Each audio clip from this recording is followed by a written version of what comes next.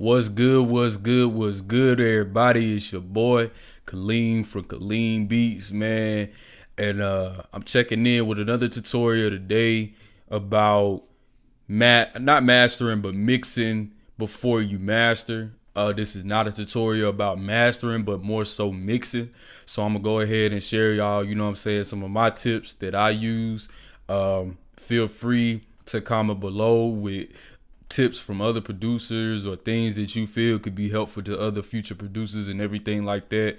Because it's all about everybody growing, man. It ain't about, oh, I'm better than you, I need to know more and I'm not going to share the knowledge. Anyways, for starters, I want to say when it comes to mixing, man, make sure you invest at least into some good speakers, preferably some headphones, depending on your sound card on your computer, whether if it be on a laptop or if it be on a desktop.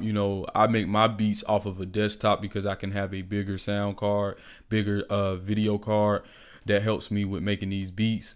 But if you got a laptop, this is just as good too, but just be sure that you got some headphones, some speakers that you could use, that you could really get the feel and the vibe of the sound. Secondly, man, is just listening. You know what I'm saying? The more you do it, the more you'll have an ear. There's no real grand secret to knowing how to mix and master, because you can go see the most top engineers in the industry or hip hop rap industry, and they have, nothing but time that they just sit and listen and work on it. You know what I'm saying? Digitally, yeah, it does matter, but you also got to make sure that you can really work on your listening skills to hear, okay, this may be too high, this may be too low. It all depends on you as a producer. So, I mean, don't change what you may feel is right or wrong for what you see somebody else doing that you feel may be right or wrong. It's your creativity, you know what I'm saying? So always be creative with it.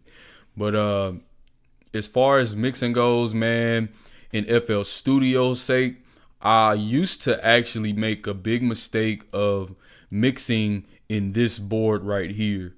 And there's nothing wrong with that. Preferably to me, there was nothing wrong with that at the time. But, from talking to my partner that I'm in a producer group with, 808 Killers, he told me that he mixes in the board right here and less in the actual console where the patterns are.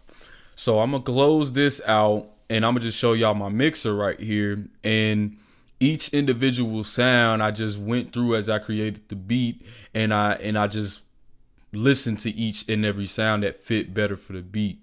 So like, this is the sample for an example. Excuse me.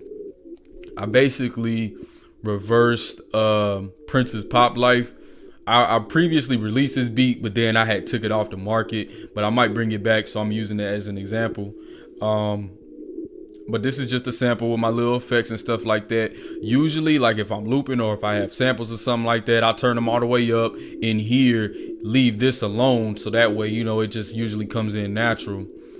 And then this is my snare. So as far as the snares go, I usually just turn the high ends up. I usually don't mess with the snares because my snares are pretty clean. That's another thing, man. Good kits, you don't really have to mess too much with the actual sound. This is the hat that I had in here. And as you can see, I took the hat way lower. Nah, I don't want this shit to do this right here. I want this to just... Okay. Alright, so we just gonna loop that right there so it don't keep... So, you hear how much lower the hat is. You know what I'm saying? I turned it down so that way you can have it blended in, but I got it mixed in on the board. And then if you can see it on here, it's at the default volume that it was when I put it in. So hi-hats is another thing. Usually I tend to put my low ends down depending on the hi-hat, and I turn my high ends up, but not too much, because when I actually master it and mix it from my ozone, I deal with that.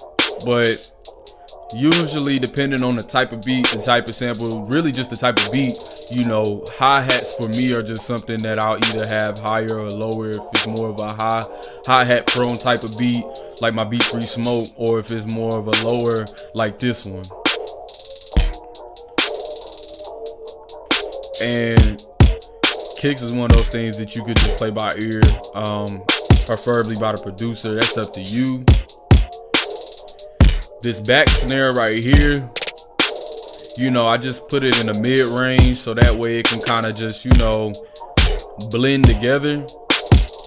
And then you pretty much just get the gist of it, man. Like, everything is just, that's the bass.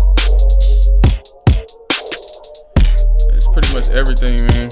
I mean, all you gotta do is just really mix in this board right here and blend your stuff together, and you really will just have a lot more easier of a time. Like, it took me years to get to this point. I wish somebody would have told me much earlier about it, that you can mix in this board right here before right here, because all this shit that you see right here that's high low mixed together used to be mixed on this side.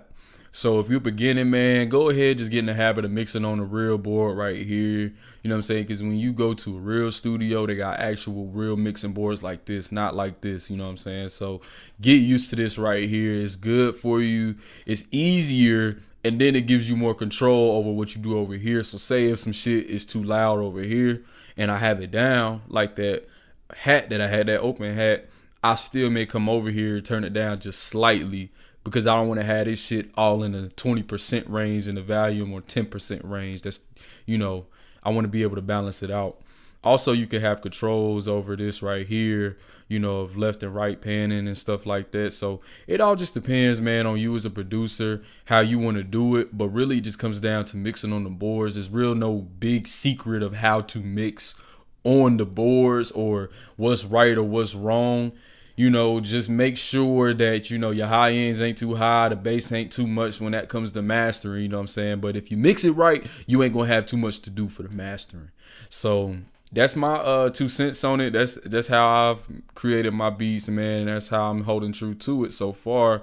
So hey, man, I hope y'all enjoyed this tutorial. I hope everybody found it helpful. Like I'm saying, I'm not no expert at this, man. Like, I'm just making beats to where, I can get to a place where I'm good. You feel me? So this producer stuff is something I love, man. And it's just something that I've learned, and something that, a lot of knowledge can be gained from it. So subscribe, please, man. Subscribe. Go ahead, comment. Any questions, I will respond. Any questions, ask me. I'm telling y'all, ask me, man. But I'll holler at y'all, man. I appreciate y'all supporting me. Love y'all, man. Y'all take care. Stay blessed, bro.